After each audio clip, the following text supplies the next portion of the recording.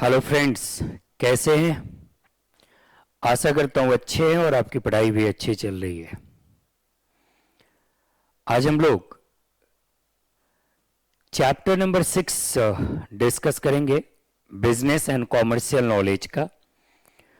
और जैसा कि स्क्रीन पे आपको दिख रहा है, चैप्टर नंबर 6 हम लोग ICAI मटेरियल से ही डिस्कस करेंगे।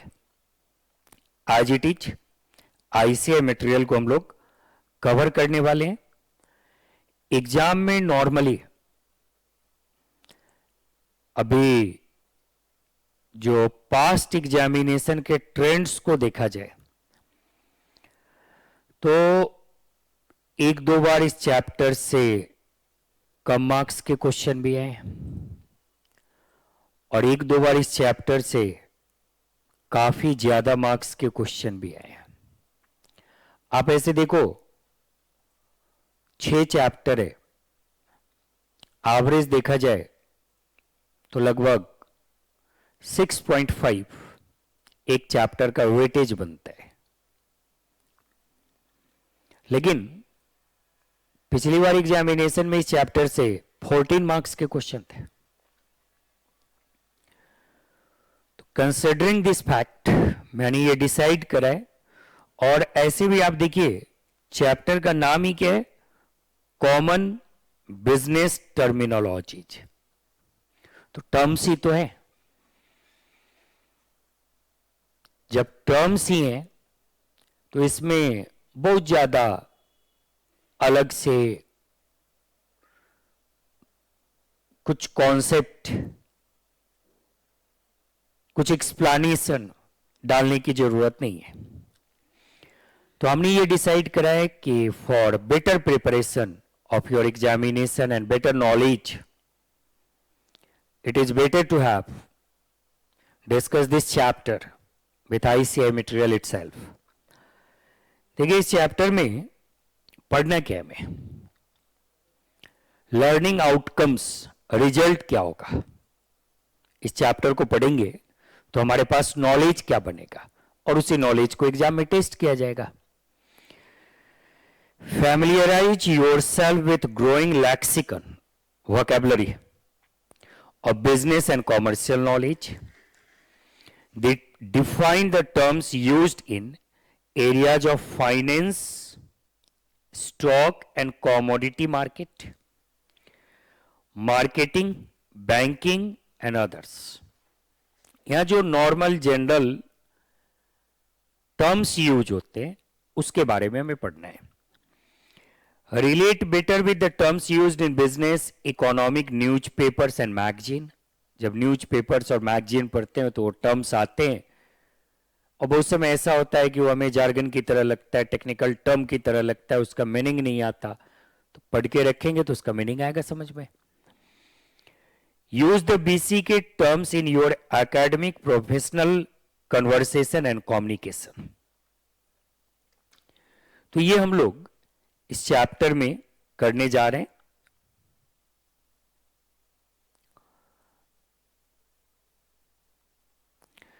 चैप्टर ओवरव्यू क्या है भाई?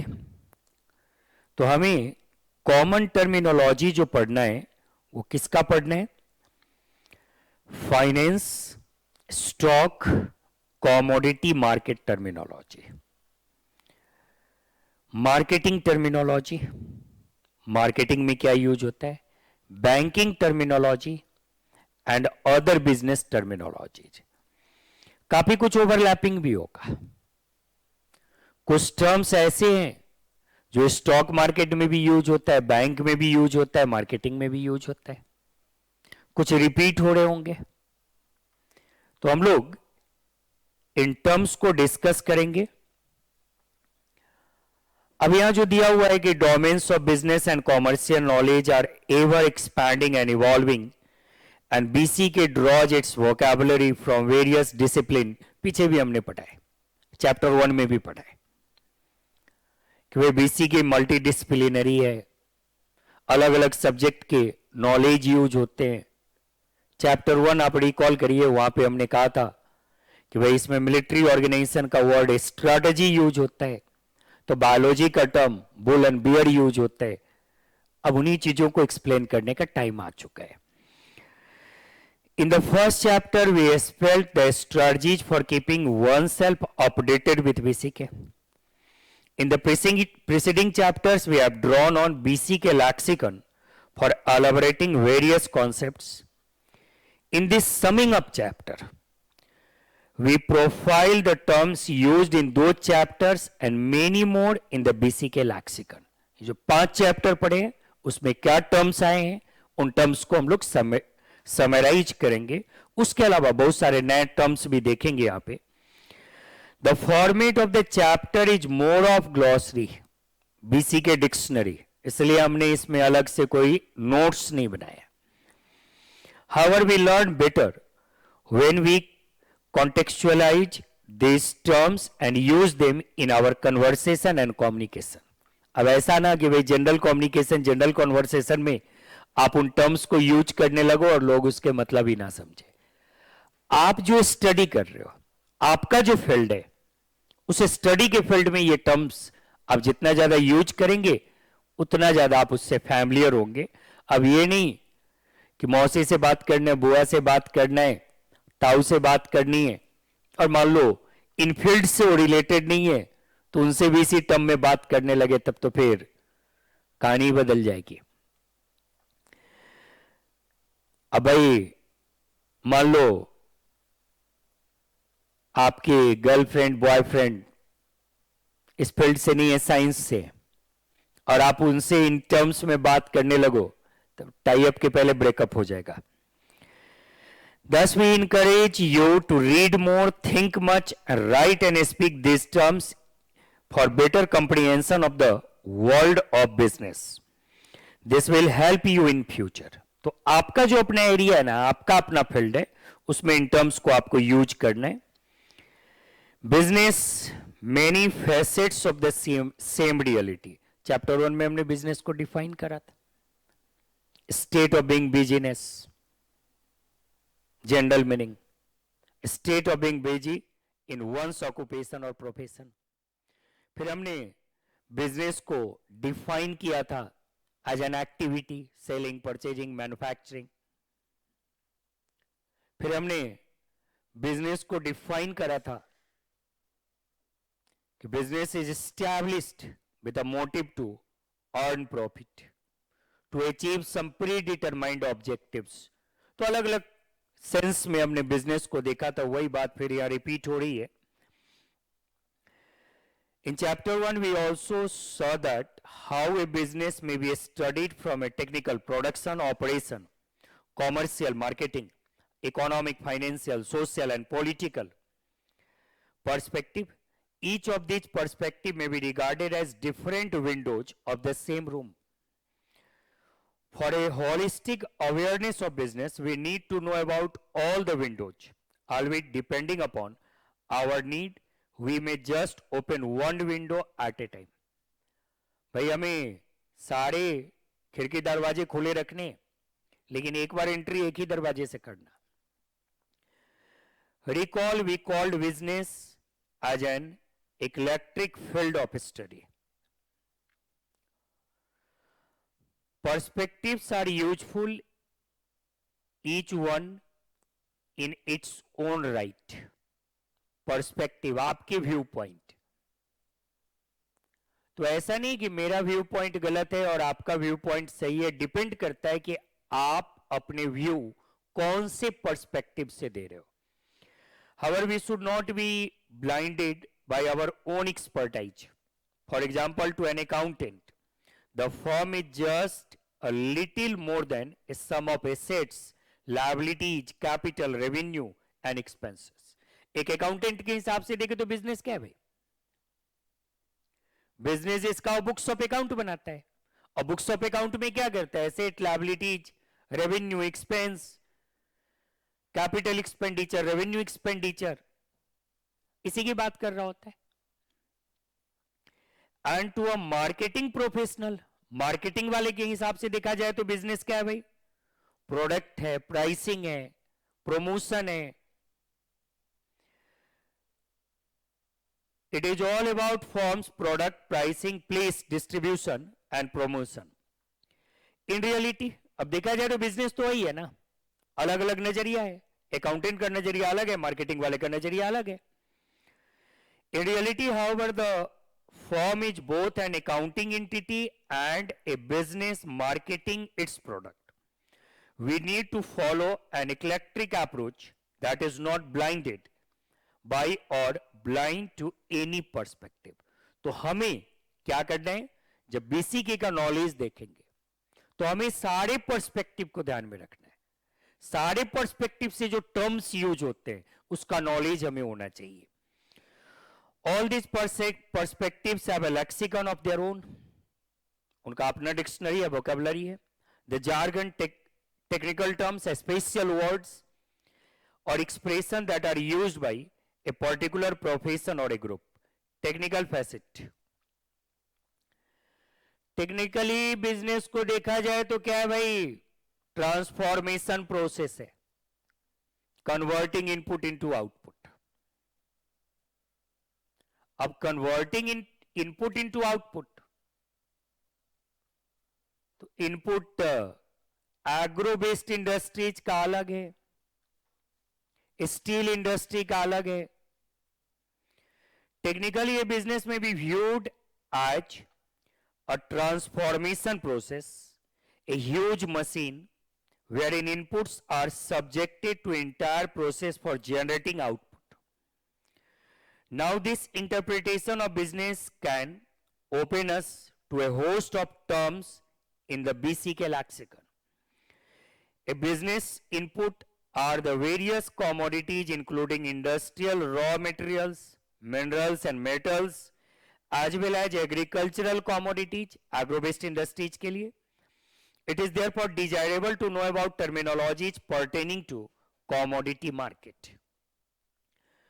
कॉमर्शियल फेसेट में देखें तो मार्केटिंग के सेंस में, तो भाई मार्केटिंग के सेंस में देखा जाए तो क्या है, आपने मार्केटिंग मिक्स पढ़ा होगा 11th-12th में. मार्केटिंग मिक्स में क्या देखते हो आप,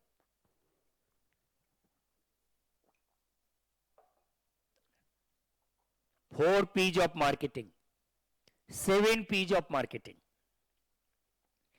Commercially, business is all about marketing management. That is planning, organizing, directing and controlling a firm's relationship with its customers, markets.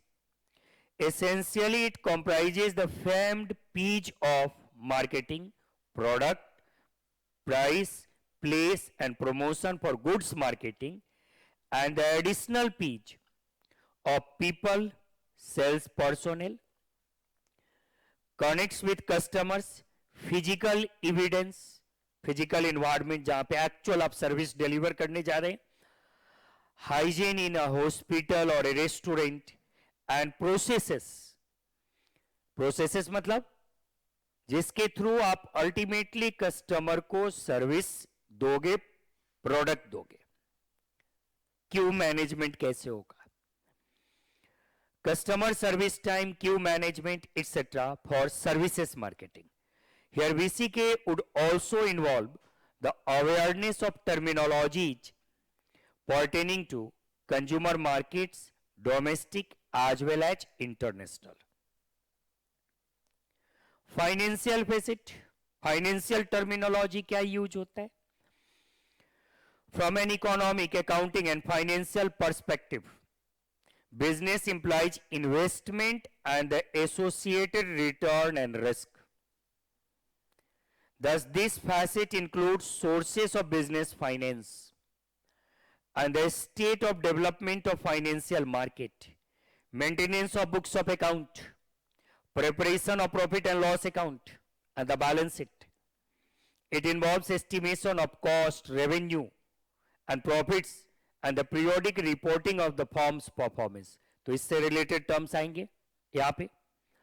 HR facet, human resource के हिसाब से देखें तो from an HR perspective, a business organization is all about people occupying different jobs, different job positions and performing their respective roles, responsibilities, and functions. People are said to be an organization's most precious asset. आज के world में हमने पीछे कई बार आपसे कहा है, human resource मतलब मोस्ट वैल्यूएबल एसेट. आज के वर्ल्ड में किसी भी बिजनेस का यदि मैन पावर कॉम्पिटेंट है, स्किल्ड है, डेडिकेटेड है, मोटिवेटेड है, तो ऐसे ऑर्गेनाइजेशन के सक्सेस के चांसेस ज्यादा होते हैं. Albeit these assets do not figure in balance sheet. HR balance sheet में नहीं आता आपका, लेकिन ऑर्गेनाइजेशन के सक्सेस के लिए जरूरी है. Their competencies, character, individual motivation and collective morale are believed to have a decisive effect on the organization's performance. Thus, all the organizational processes and associated vocabulary of attracting and retaining talented, energetic, enthusiastic, and ethical human resources is also an integral part of BCK lexicon. Administrative facet. Administrative facet में क्या देखेंगे भाई?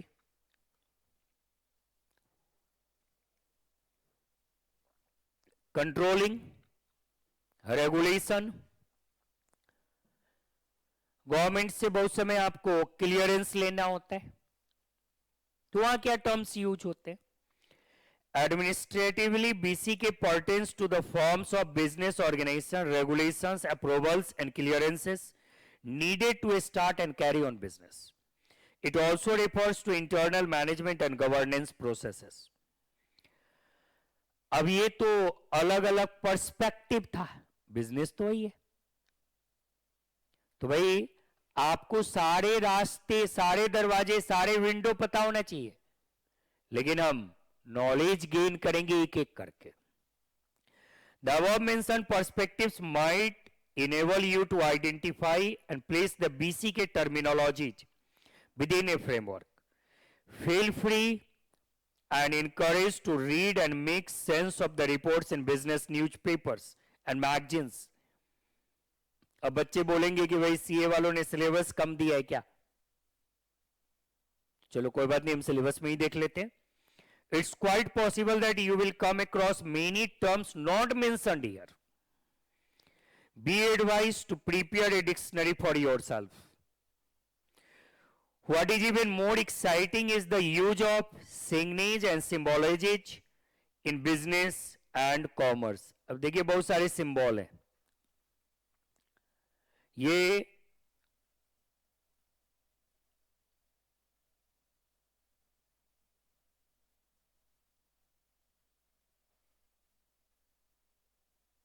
Green होते हुए, green.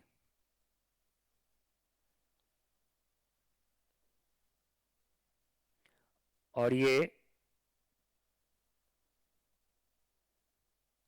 Red होता है.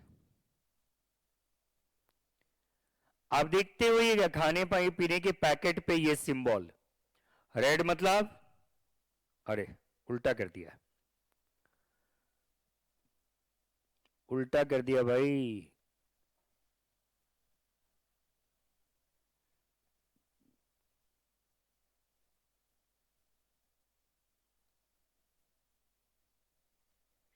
Red मतलब nonveg और green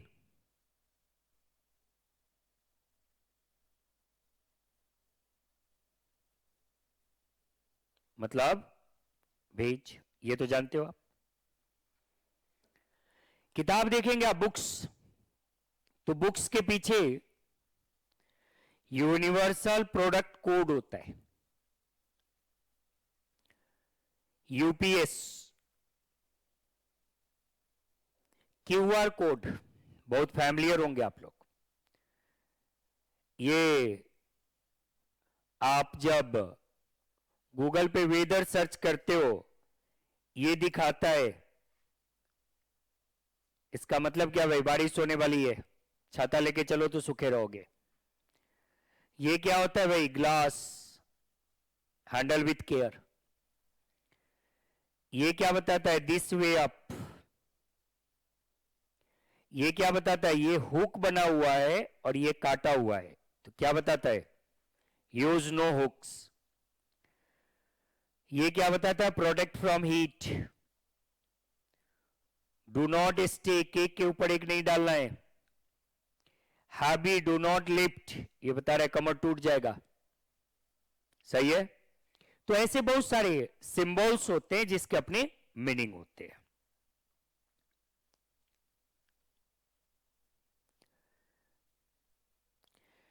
An important caveat about the foregoing discussion of the various perspective of contextualizing the BCK terminology is necessary. We have stated these facets separately just for the sake of simplicity and clarity. अलग अलग जो हम लोग areas में देखेंगे terms, ये finance का, stock market, commodity market, share market, marketing के, बैंकिंग के और अदर्स के हेड में भी देखेंगे। उसका मतलब ये है कि स्टडी को सिंपल किया जाए। इसका केवल और केवल मतलब क्या है? स्टडी को सिंपल किया जाए।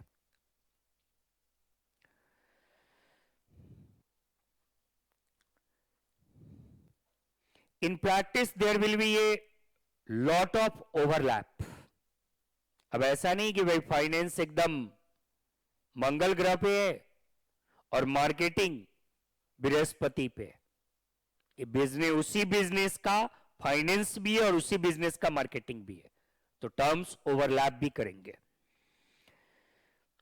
Please read the emphasis in the title business many facets of the same reality. अभी हमने देखा the emphasis is on the same reality. For example take the technical and commercial facet, whether inbound or outbound, order processing, inventory management, deliveries, payments, and the associated terminology would be common. अब ये marketing में भी होगा और ये commercial में भी होगा। Whether one is purchasing the raw material or selling the goods, the science and symbology stated above would be the same. Secondly, we have already stated the fact that BCK lexicon, like BCK itself, is vast and ever evolving and expanding. You may focus on the terms mentioned in BCK material, thus for chapter 1 to 5, and the terms mentioned in the present chapter. सारे terms को ध्यान में रखना है, exam में पूछा जा सकता है भाई। Finally, we have clubbed finance, stock and commodity market terminology for overcoming the overlaps and utilize the other business terminology for including those terms that might pertain to HR, administrative, technical and other perspective not covered in the previous classification. तो वही पहला, अब इसको एक एक करके ध्यान से समझेंगे।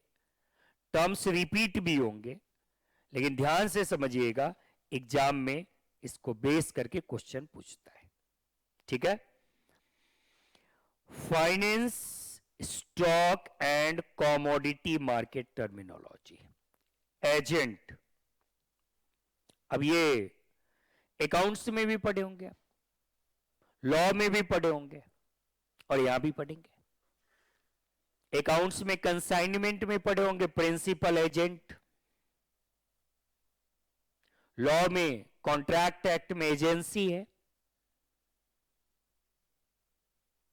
बेलमेंट प्लेज में भी टर्म आता है एजेंट, यहां भी है। तो एजेंट कौन होता है? यहां हम फाइनेंस के एंगल से नहीं देख रहे, यहां हम एजेंट टर्म देख रहे हैं स्टॉक मार्केट, कमोडिटी मार्केट के एंगल से। तो एजेंट होता है एक ब्रोकरेज फर्म।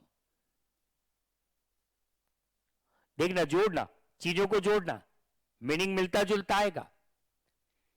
एक ब्रोकरेज फर्म होता है जो क्या करता है भाई? क्लाइंट के बिहाफ पे बाइंग एंड सेलिंग का प्रोसेस कंप्लीट कराता है at any point of time. Agent के पास ओनरशिप नहीं आता। प्रिंसिपल के बिहाफ पे कंसाइनमेंट में काम कर रहा होता है, सेल परचेज कर रहा होता है, पेमेंट रिसीव कर रहा होता है, पेमेंट करता है, लेकिन किसी भी समय उसके पास ओनरशिप नहीं होता। तो एजेंट यहां क्या है? A brokerage firm is said to be an agent when it acts on behalf of client in buying or purchasing of shares. At no point of time in the entire transaction the agent will own the shares. Ownership उसके पास कभी नहीं आएगा। सही है? हाँ, agent जो आपको services देता है उसके बदले वो अपना कमीशन चार्ज करता है, that is called brokerage commission. Amortise करना, अकाउंट्स में भी पढ़े होंगे, राइट ऑफ करना। अब मान लो आपने मशीन खरीदा और 10 साल मशीन चलेगा, तो 10 साल में उसको डेप्रिसिएशन चार्ज करके आप बेसिकली करते क्या हो? अमोर्टाइज करते हो।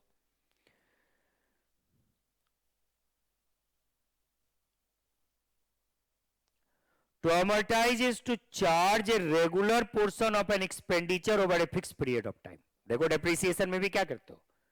50,000 का मशीन है, 10 साल चलेगा, तो हर साल 5-5 हजार रुपए चार्ज करके 10 साल में उसको खत्म कर देते हो। For example, if something cost 1 lakh and to be amortized over 10 year, मतलब हर साल 10,000 रुपए, the financial report will show an expense of rupees 10,000 per year for 10 years. Annuity due, math में पढ़े होंगे, हमारे ख्याल से टाइम वैल्यू ऑफ मनी में आया होगा। An annuity which payment occur at the beginning of each period. Installment में जो पेमेंट करते हैं, annuity a series of payment of an equal amount at fixed interval for a specified number of period. हर महीने 10,000 10 साल तक annuity है, और ये हर महीने के बिगिनिंग में, मान लो 5 तारीख का डेट है, जो ड्यू पड़ता है उसको कहते हैं एन्यूटी ड्यू, जिस दिन आपके अकाउंट से आपका इंस्टॉलमेंट डिडक्ट हो जाते हैं। एप्रिसिएशन, डेप्रिसिएशन का मतलब, डेप्रिसिएशन का मतलब वैल्यू में कमी, और एप्रिसिएशन का मतलब वैल्यू का बढ़ना।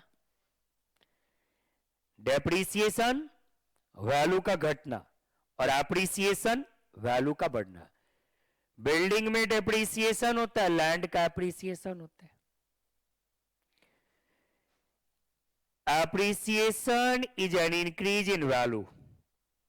अब मान लो मशीन 5 लाख में खरीदे, 5 साल चलेगा, तो हर साल कितना? 1 लाख। तो 1 साल के बाद उस मशीन की वैल्यू कितनी है? 4 लाख। लेकिन मान लो 4,50,000 में बिका, तो 50,000 रुपए का क्या हुआ? Appreciation. If A machine cost 5 lakh last year and is now worth 7 lakh, it has appreciated in value by 2 lakh. Arbitrage, arbitrage में क्या होता है ना, साइमल्टेनियस होता है, एक साथ। क्या होता है भाई? Simultaneous purchase and sale. Simultaneous purchase and sale को क्या कहते हैं? आर्बिट्रेज।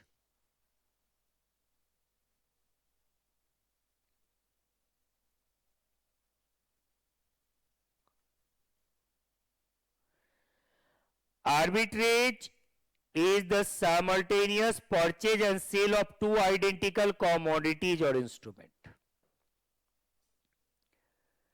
अब कैसे भाई? जर्मनी में गोल्ड खरीदा और उसी की डीलिंग अमेरिका में बेचने की कर रहे हैं, तो ये आर्बिट्रेज है। एक स्टॉक एक्सचेंज में किसी एक कंपनी का शेयर खरीद रहे हैं और उसी शेयर को दूसरे स्टॉक एक्सचेंज में बेच रहे हैं, arbitrage. This simultaneous sale and purchase is done in order to take advantage of price variation in two different market. For example, purchase of gold in one nation and simultaneous sale in another nation. Arbitrage है. Asset क्या होता है भाई? Asset accounts में पड़े होंगे. Asset means an economic resource that is expected to be of benefit in future. Current asset immediate benefit देता है, लेकिन देता है आने वाले समय में भी. फिक्स एसेट लंबे समय तक देता है बेनिफिट. एसेट दोनों है. Probable future economic benefit obtained as a result of past transaction or event. Anything of value to which the firm has legal claim. Any owned tangible or intangible object having economic value useful to the owner. तो accounts में पड़े हुए current asset, fix asset, tangible asset, intangible asset, सारा कुछ cover हो रहा है. In other words, an asset may be a physical property such as building or an object such as stock certificate, or it may be right, patent right, such as right to use patented process. These can be, आ गया भाई current asset. Current asset क्या होगा भाई? Immediate benefit देगा, short term benefit देता है साल के भीतर. Current assets are those assets that can be expected to turn into cash within a year or less. For example cash, marketable securities जो रेडी टू सेल है, accounts receivable bills of exchange में होता है ना, and inventory है, stock. Fix asset long term benefit देगा, आने वाले साल में भी बेनिफिट देगा भाई. Fixed assets cannot be quickly turned into cash without interfering with business operation. These are valuable items that last more than 1 year. For example, land, buildings, machinery, vehicle, equipment, furniture, and long-term investment. Intangible asset, जिसका existence नहीं है, cannot be seen, cannot be touched, but providing benefits to the business. Goodwill. Intangible assets, intangible assets are items such as patent, copyright, trademark, and other kinds of rights or things of value to a company which are not physical object, often do not appear in financial report. बहुत समय इसको financial report में दिखाते भी नहीं. Ask offer, share market में exclusively term use होता है, आपने लॉ में भी पढ़ा होगा. Offer, acceptance, ask, offer. देखिए क्या है, the lowest price at which an owner is willing to sell is securities. कम से कम प्राइस पे 10 रुपए में बेचूंगा. मान लीजिए मैंने कहा कि ये मोबाइल मैं 10 रुपए में बेचूंगा, इसका मतलब क्या हुआ कि कम से कम 10 रुपए मिलेगा तो बेच दूंगा, तो मेरी तरफ से ऑफर है. तो शेयर मार्केट में जब हम ऑफर कर रहे होते हैं या आस्क टू परचेज, तो क्या होता है भाई? लोएस्ट प्राइस जिस पे हम अपना शेयर बेचेंगे, सिक्योरिटी बेचेंगे. ऑडिट, ऑडिट का क्या मतलब होता है भाई? ऑडिट का क्या मतलब होता है? तो ऑडिट का मतलब होता है जांच पड़ताल करना कि भाई आपका बिजनेस जिस हिसाब से हुआ है, उसकी अकाउंटिंग, रिकॉर्डिंग जिस हिसाब से हुई है, वो सही है कि गलत है. Audit is a careful review of financial records of an organization to verify their accuracy. Bad debt, accounts में पढ़े हो? बैड डेप्ट बोलो भाई, बैड डेप्ट अकाउंट्स में पढ़े हो या नहीं? क्या ऐसा डेप्ट जो डूब गया अब नहीं आएगा, लॉस है एक तरह का. बैड डेप्ट, bad debts are amount owed to a company that are not going to be paid, आने वाला नहीं है. An account receivable becomes a bad debt when it is recognized that it would not be paid. मान लीजिए मुझे आपको मैंने उधार दिया था 10,000 रुपए वापस लेना है. जिस दिन मुझे लग गया कि भाई ऐसे बंदे को दे दिया जो वापस करना जानता ही नहीं, अब नहीं आएगा, तो बैड डेप्ट हो गया. Sometimes bad debts are written off when recognized, write off कर देते हैं. और बैड डेप्ट की रिकवरी होती है तो उसको प्रॉफिट मान लेते हैं, क्योंकि उसको तो राइट ऑफ कर दिया था, लॉस मान लिया था. बैलेंस शीट जानते हो? बैलेंस शीट पढ़े हो? बैलेंस शीट क्या होता है बोलो भाई, अकाउंट्स में पढ़े हो ना बैलेंस शीट क्या होता है? बैलेंस शीट एक फाइनेंशियल स्टेटमेंट है जो कंपनी के एसेट और लायबिलिटीज को रिफ्लेक्ट करता है. इससे कंपनी के पोजीशन के बारे में पता चलता है.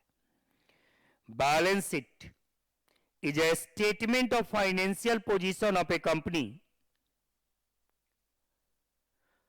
Financial position of a company at single specific time, often the close of business on the last day of month, quarter or year.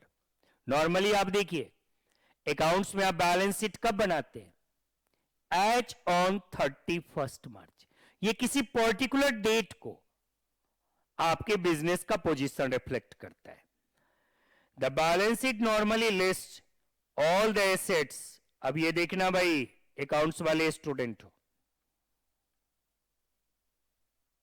हो सकता है जैसे हम इंडिया में बैलेंस शीट बनाते हैं उसका उल्टा दिया हुआ है. बैलेंस शीट में एसेट किधर होता है? राइट साइड में या लेफ्ट साइड में? देख लीजिए, ऑल एसेट्स ऑन कहां? राइट साइड ना.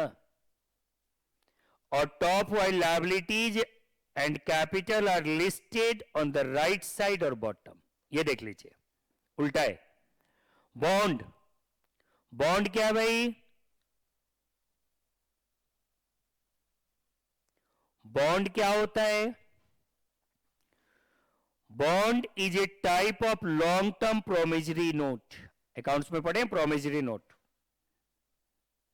लॉन्ग टर्म प्रोमिसरी नोट होता है. Bonds can either be registered in the owner's name or are issued as bearer instrument. Bond या तो ओनर के नाम से होगा, बियरर भी हो सकता है. बियरर मतलब जिसके पास है वो उसको इनकैश कर सकता है. It is written record of a debt payable in future. Promise है कि फ्यूचर में 10 साल बाद इतने रुपए दूंगा. The bond shows the amount of debt, due date and interest rate. 10 lakh रुपए अभी लिया, 10 साल बाद इतने रुपए दूंगा. तो मैच्योरिटी अमाउंट क्या होगा, रेट ऑफ इंटरेस्ट क्या होगा, उसमें मेंशन होता है. बुक वैल्यू, बुक वैल्यू क्या होगा भाई? एसेट का वैल्यू जो आपने बुक्स ऑफ अकाउंट में दिखाया है. बुक वैल्यू और मार्केट वैल्यू डिफर कर सकता है, ओवर वैल्यूड हो सकता है, अंडर वैल्यूड हो सकता है. Book value means total assets minus total liabilities. Book value also means the value of an asset as recorded on company's books or financial report. ये जो मैंने बताया था आपको, दोनों अलग अलग मीनिंग है. एक क्या बोला, book value means total asset minus total liabilities, worth है ये।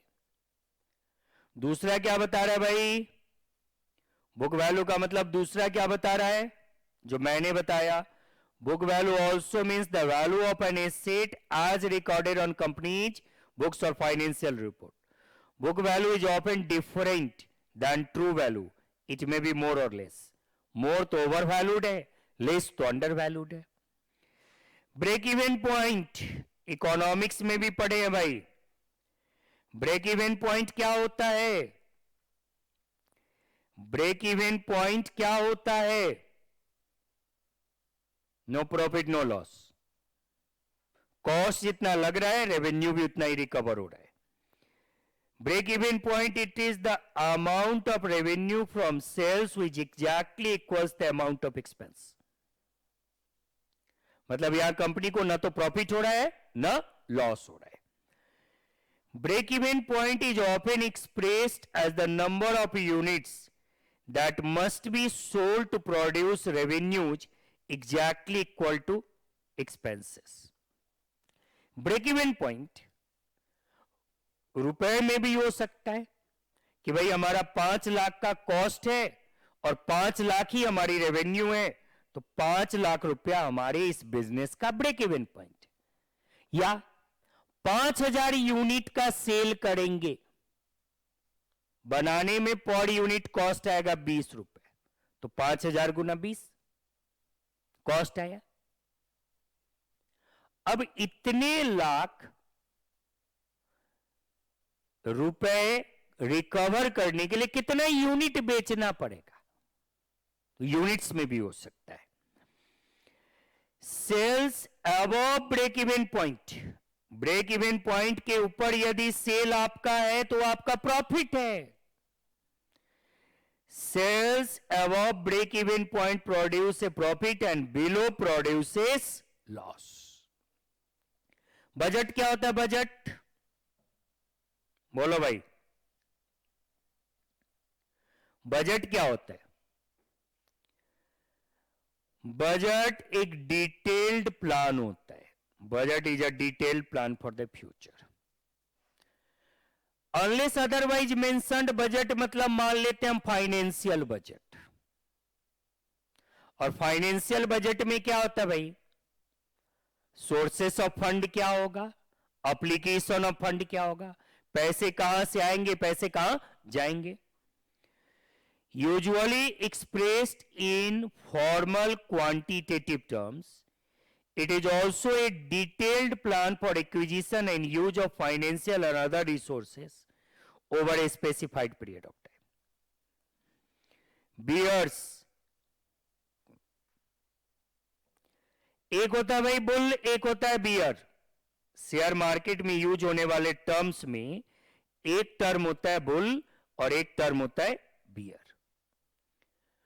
बुल क्या होता है, ऑप्टिमिस्टिक होता है कि शेयर का प्राइस बढ़ रहा है तो और बढ़ेगा। और बियर क्या होता है, पेसिमिस्टिक, कि शेयर का प्राइस घट रहा है तो और घटेगा, बेच के निकल लो। These stock market players are pessimist, निराशावादी होते हैं। They expect share prices or any other type of investment to fall. तो मान लो यदि मार्केट बियर है तो शेयर का वैल्यू घटेगा। In a bear market, the general sentiment is that prices are going to go lower and majority of dealers will sell as quickly as possible for fear of holding shares which diminish in value. Base price क्या होता है भाई, share market किसी भी trading day पे जिस समय open होता है, तो जिस रेट पे शेयर ओपन होता है, जब मार्केट ओपन होता है उस समय शेयर का प्राइस क्या होता है, उसको बेस प्राइस कहते हैं। Base price is the price of security at the beginning of trading day, which is used to determine the day minimum, maximum and the operational range for the day. अब मान लीजिए 7 रुपए पे खुला, बीच में एक बार 11 रुपए गया, फिर 9 रुपए पे बंद हुआ, तो day maximum 11, day minimum, base price तो 7 है, डे मिनिमम मान लो बीच में 3 रुपए भी चला गया तो डे मिनिमम 3 और क्लोजिंग कितना 9। बास्केट ट्रेडिंग, बास्केट मतलब टोकरी भर के ट्रेडिंग कर रहे हैं, टोकरी भर के ट्रेडिंग कर रहे हैं मतलब भाई क्या है भाई, जब आप सुनते होइएगा हमारे यहां शेयर मार्केट में बोला जाता है 30 अंकों का संवेदी सूचकांक, तो 30 इनिशियल कंपनी के बेस पे बात की जाती है, तो ये ऑल 30 स्क्रिप्ट्स में कंपनी के 30 ये 30 जो संवेदी सूचकांक है 30 कंपनीज है उनके शेयर में जब ट्रेडिंग कर रहे होते हैं तो क्या कहते हैं basket trading. Basket trading is a facility by which investors are in position to buy, sell all 30 scripts of Sensex in proportion of current weight in the Sensex in one go at a time। 30 company का script share बेच रहे तो। Beer market, beer market क्या होता है भाई, 30 अंकों का संवेदी सूचकांक है ना, तो 30 कंपनी के शेयर में एक साथ सेल परचेज करे, एक साथ डील करे तो उसको कहते हैं बास्केट ट्रेडिंग। क्या कहते हैं उसको, बास्केट ट्रेडिंग। सही है। बियर मार्केट अभी बताया था, बियर मार्केट का मतलब क्या भाई, market is falling continuously, a market in which stock prices are falling continuously consistently. बदला, बदला लेना है नहीं, यहां कुछ और मतलब है। बदला carry forward of transaction from one settlement period to next without effecting delivery और पेमेंट। कोई डिलीवरी पेमेंट नहीं हुआ है भाई, एक सेटलमेंट पीरियड से दूसरे सेटलमेंट पीरियड में ट्रांजैक्शन को फॉरवर्ड कर दिया। जैसे मान लीजिए आज शेयर मार्केट क्लोज हो रहा है, डील क्लोज नहीं किया, पेमेंट नहीं हुआ, अगले दिन के लिए ट्रांसफर कर दिया तो उसको कहते बदला। Carry forward of transaction from one settlement period to next without effecting delivery और पेमेंट। पेमेंट भी नहीं हुआ, डिलीवरी भी नहीं हुई, आपस में हमारी बात हो गई, एग्रीमेंट हो गया। बदला involves carry forward of transaction from one settlement period to the next. अब इसके लिए कमीशन चार्ज होता है। The carry forward is done at the making a price which is usually the closing price of the last day of settlement period. A badla transaction attracts following payments charges. Margin money specified by stock exchange board. Stock exchange board margin money, stock exchange board margin money बताता है कि क्या margin money होगा। कैंटोनगो और बदला charges, interest charges determined on the basis of demand and supply forces. Blue chip company होती है। Blue chip company कौन सी होती है भाई, जिसका शेयर प्राइस बहुत ज्यादा फ्लक्चुएट नहीं होता, एक सर्टेन रिटर्न निश्चित रूप से आपको देगा, इसको कहते हैं blue chip company. Blue chips, blue chips are shares of large well established and financially sound companies with an impressive record of earning and dividends. Blue chip company होती है, नेसेसरली आपको एक सर्टेन रिटर्न देके जाएंगे। Safe जो market में play करते हैं ना, वो ब्लू चिप कंपनी में पैसे लगाते हैं। Generally, blue chip shares provide low to moderate current yield and moderate to high capital gains. Current में तो रिटर्न कम देगा, लेकिन लॉन्ग टर्म में हाई रिटर्न देता है. The price volatility of such shares is moderate. इनके प्राइस में बहुत ज्यादा फ्लक्चुएशन नहीं आता. बेटा, बेटा मतलब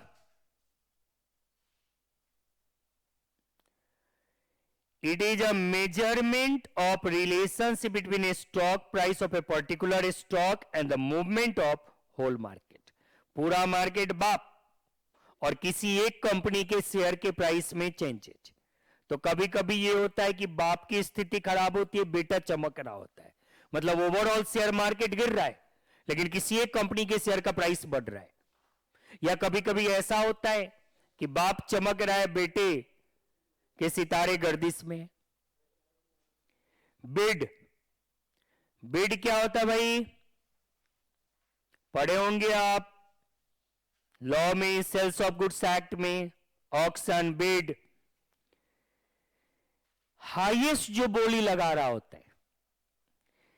it is the highest price a buyer is willing to pay for a stock. Ask और ऑफर देखो.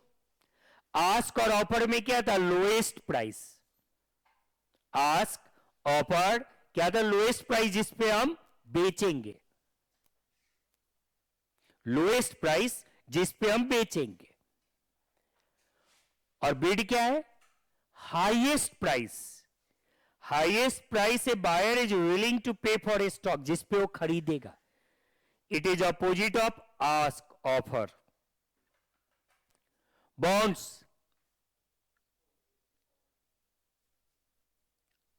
बॉन्ड्स क्या होता है भाई? It is a promissory note issued by companies और गवर्नमेंट टू इट्स बायर्स. अभी बताया था बॉन्ड. देखिए अभी पीछे बताया था ना.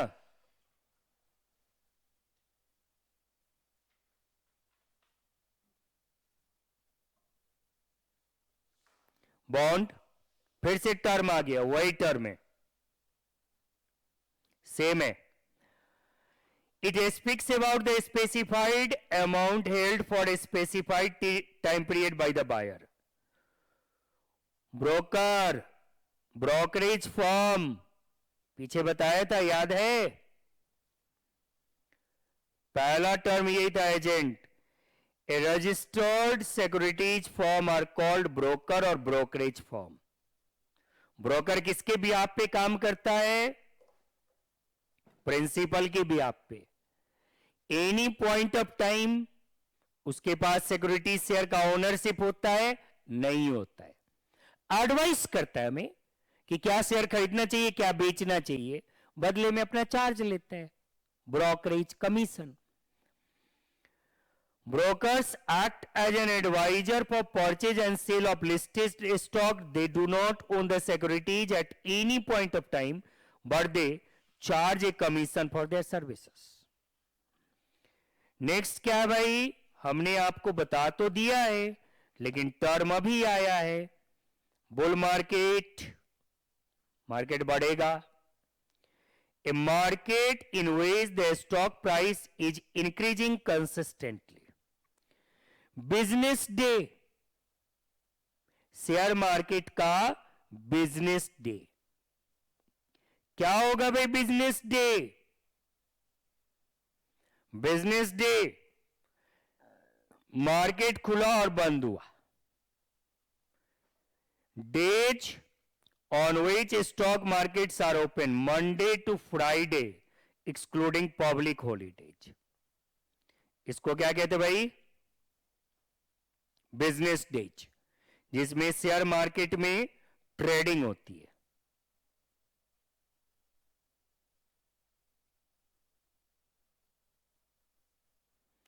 उसको क्या कहते हैं? Business days.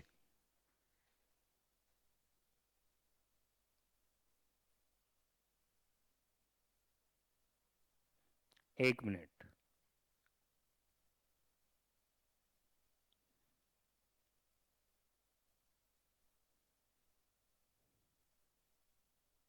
क्या कहेंगे उसको? Business days excluding public holidays. Call, ये टर्म बोल्ड नहीं हुआ, क्या होता है भाई? कॉल अकाउंट्स में पड़े होंगे, paid up, called up, share, authorized, issued, called up, paid up. The demand by a company or any other issuer of shares for payment, इसको कहते हैं कॉल। जब पैसा मांग रही होती है company, it may be the demand for full payment on the due date, या पार्ट पेमेंट भी मांगते हैं, partly paid up, such as for example with right issue. It may alternatively be the demand for further payment when the total amount is payable by installment. A call by a company should not be confused with call option. ये अलग है। Bid and offer, अब combine कर दिया, बीड अलग पड़े थे, offer अलग पड़े थे, अभी कंबाइन कर दिया। बीड क्या है भाई? हाईएस्ट प्राइस जिस पे मैं शेयर खरीदूंगा। ऑफर क्या है? लोएस्ट प्राइस जिस पे शेयर बेचेगा। दोनों जब मैच होता है तो ट्रांजैक्शन हो जाता है। अब मैं बोला हूं हाईएस्ट में 5 रुपए में खरीदूंगा और आपने कहा कि लोएस्ट 7 रुपए में बेचूंगा, तो नहीं होगा ट्रांजैक्शन। ट्रांजैक्शन के लिए क्या जरूरी है? बीड और ऑफर मैच हो। Bid is the price at which market maker buys from the investor and offer is the price at which he offers to sell the stock to the investor. The offer is higher than bid. भाई कम से कम 7 रुपए में बेचूंगा, ज्यादा से ज्यादा 5 में खरीदूंगा, तो ऑफर क्या है? Higher than the bid. Bonus, bonus क्या होता है पता है? Free allotment of share.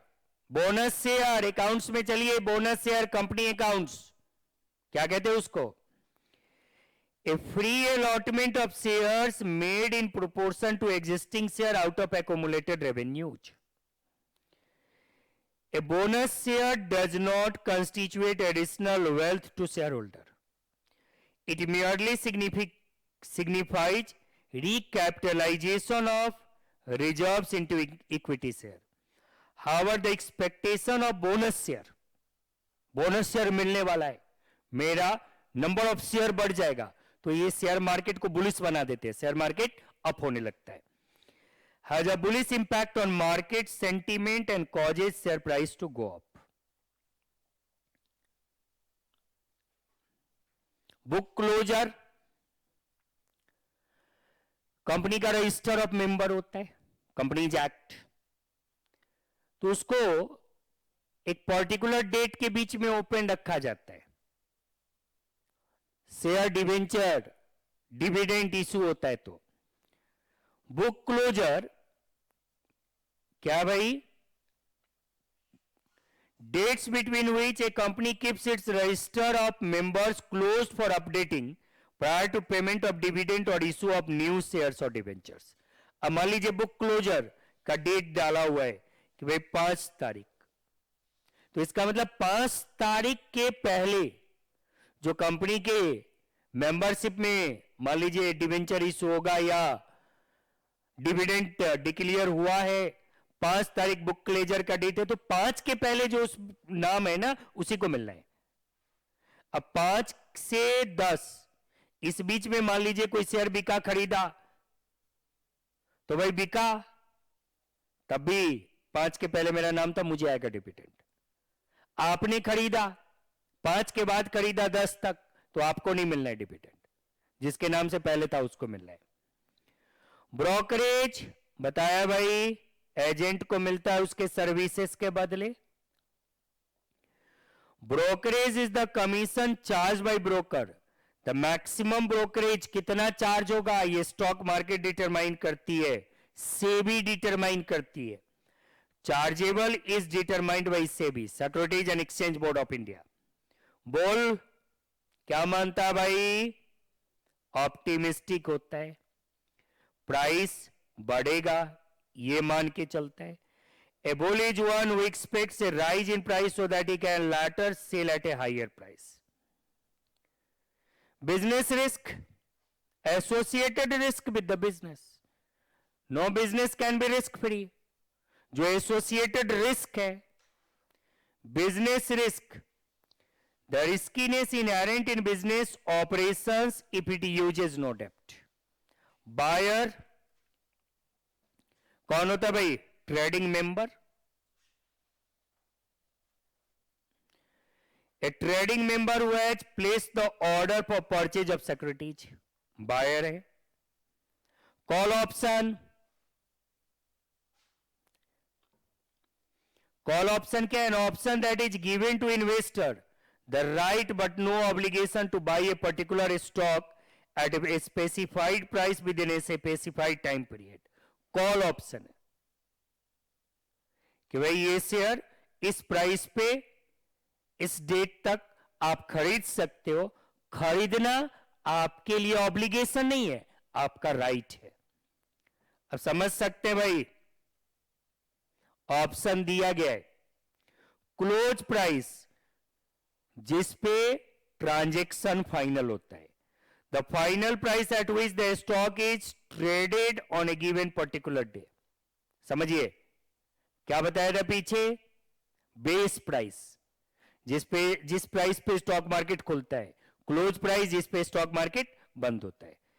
Capital budgeting पीछे भी हम लोगों ने डिस्कस किया है. क्या होता है भाई? Capital budgeting. कैपिटल को कैसे यूज करना है, इसकी प्लानिंग. फिक्स एसेट है मान लो, तो आउटराइट परचेज करना है, लीज पे लेना है. The process of planning expenditure on asset which cash flows are expected to extend beyond 1 year. Capital gain yield, capital gain yield क्या होगा ये? रिटर्न. कैपिटल पैसा जो आपने इन्वेस्ट किया है उस पे रिटर्न.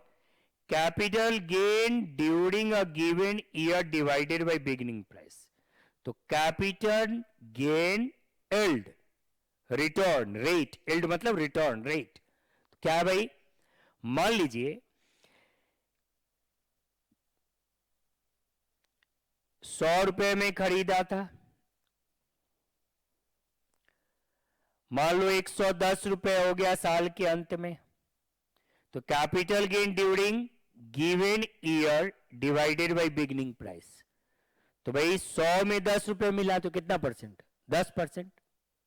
200 में 210 होता तो कितना? 5%. परसेंटेज रिटर्न निकालते हैं. Capital market, the financial market for a stock and for intermediate long term डेप्ट. कैपिटल मार्केट मतलब financial market, stock market capital market का एग्जांपल है. कैश बजट, बजट बताते समय हमने बताया था सोर्सेस ऑफ फंड क्या होगा, एप्लीकेशन ऑफ फंड क्या होगा. A table showing cash flow, receipts, disbursement and cash balances for a firm over a specified period. Credit period, आज सामान खरीदा, 3 महीने का क्रेडिट पीरियड है, मतलब 3 महीने के भीतर आपको पेमेंट करना है. The length of time for which credit is granted. Closing price अभी बताया भाई.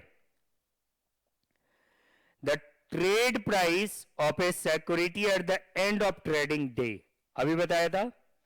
Based on the closing price of the security the base price at the beginning of next trading day is calculated. तो आज का जो closing price है कल का ओपनिंग प्राइस होगा.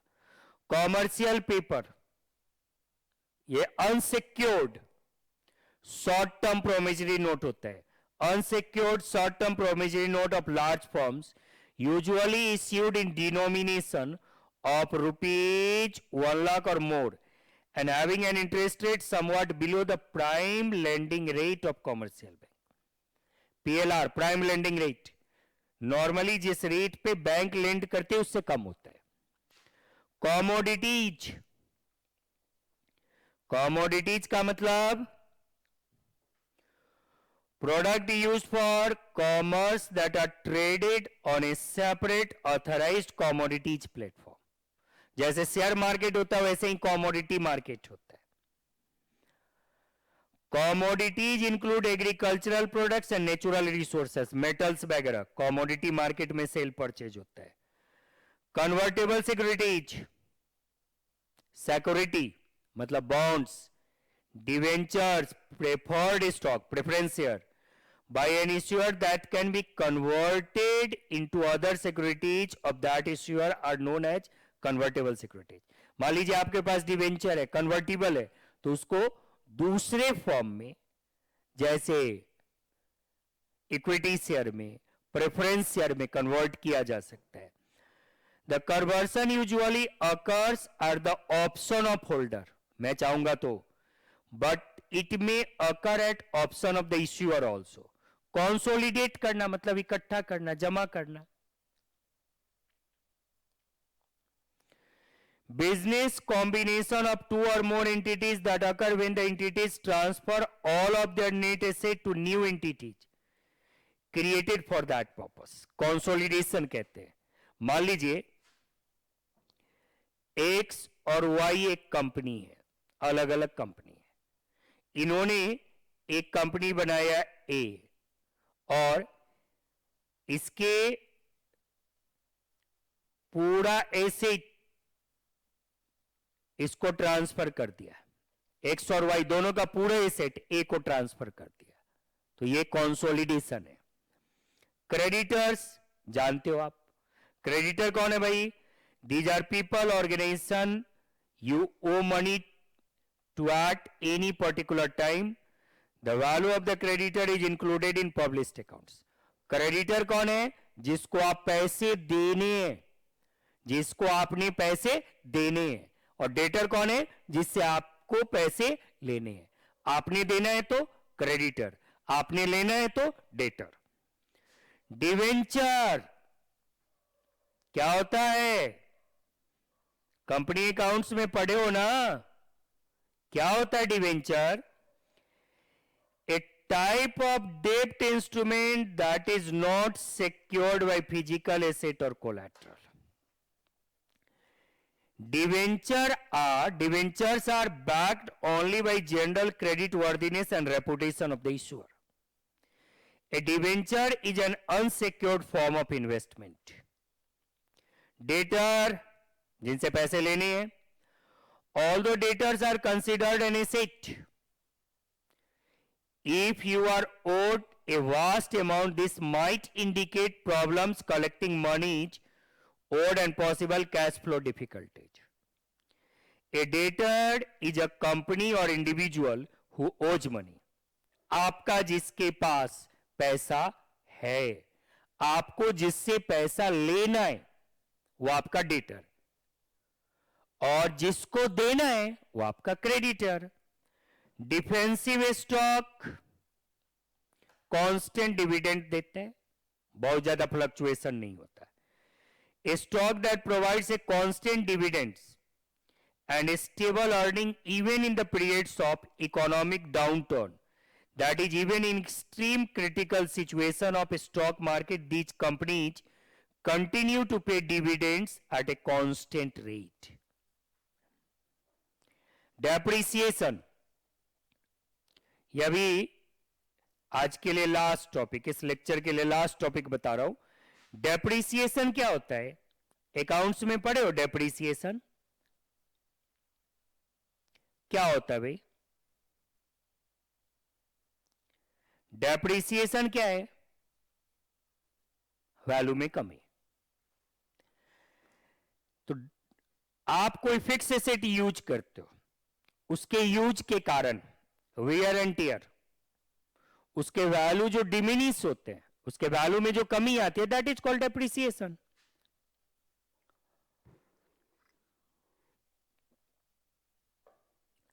ऐसे देखा जाए तो डेप्रिसिएशन क्या है? मान लो 50,000 रुपए का एसेट खरीदा और ये 10 साल बिजनेस में यूज होगा, और एक साल में ही हम 50,000 रुपए चार्ज कर दे एक्सपेंस दिखा के, तो यूज होगा बाद में भी, और अभी इसी साल चार्ज कर दी, इस साल बहुत ज्यादा लॉस दिखेगा. आगे साल यूज कर रहे हो, वो कॉस्ट में चार्ज नहीं हो रहा है, तो क्या करते भाई? इसको 10 पार्ट में डिवाइड कर देते हैं. एंड सो ऑन, 10 पार्ट में डिवाइड कर देते हैं। सही है, मान लो 6 साल यूज होगा, 6 पार्ट में डिवाइड कर दिया। तो आप क्या कह रहे हो, एक लमसम एक्सपेंडिचर को अलग अलग पार्ट में स्प्रेड कर रहे हो, यही है depreciation. Depreciation is a way of spreading cost of an asset over its expected useful economic life. It is an expense allowance made for wear and tear of an asset over its estimated useful life. It is an expense that is supposed to reflect the loss in value of fixed asset. Use करते जाएंगे तो उसके value में कमी आएगी। For example, if a machine will completely wear out after 10 years use, the cost of machine is charged as an expense over 10-year life rather than all at once. When the machine is purchased, straight line depreciation में क्या होता है, same amount हर साल charge करते हैं। और क्या होता है भाई, WDV रिटन डाउन, उसमें हर साल अमाउंट चार्ज करते हैं। पहले साल ज्यादा होता है, दूसरे साल कम होता है, तीसरे साल और कम होता है। Charges the same amount to expense each year, accelerated depreciation charge more to expense in early years, WDV less in the later year. Depreciation is an accounting expense. तो अभी इतने ही रखते हैं, नेक्स्ट लेक्चर में आगे डिस्कस करेंगे। Thank you, have a nice day.